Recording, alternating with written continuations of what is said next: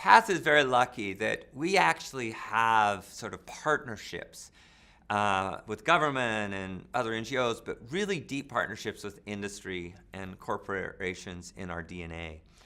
We've done almost 4 decades of great work in doing a lot of transactional relationships with industry who have great research or science that we can advance for purposes of addressing inequity in global health.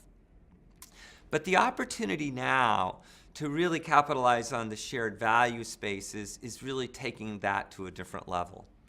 It's really looking at our relationships with corporations in a more strategic manner, in a deeper partnership way, to find what's sort of driving our broader goals and missions, not just advancing one project or the next. One of the most interesting shared value opportunities Path is engaged in recently is addressing a really big problem in the world, which was the problem around ensuring a stable supply of malaria drugs. So artemisinin is one of the most important drugs in the world to treat malaria, which is one of the largest killers of people in the world, particularly in poor resource settings. So it's a natural product that fluctuates in supply and demand based on rains and crops, etc. So we've seen a real challenge in the most basic medicine for one of the worst diseases in the world having a very volatile market. So rather than just saying, how do I solve that problem by ourselves, or how does industry go solve that problem, we recognize this is a place where industry and the global health community had some very clear shared ideas. So we've worked with academic work out of Berkeley with a really interesting Bay Area biotech group called Amyris and our team to create a semi-synthetic form of this artemisinin, which is intended to stabilize the supply and price for that important medicine.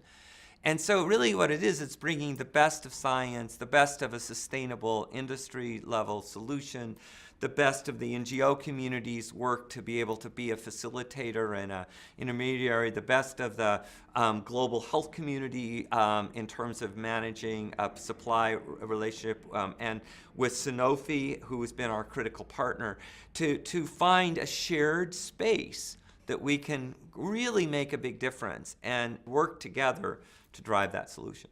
I think there's a lot more opportunity for shared value work at Path.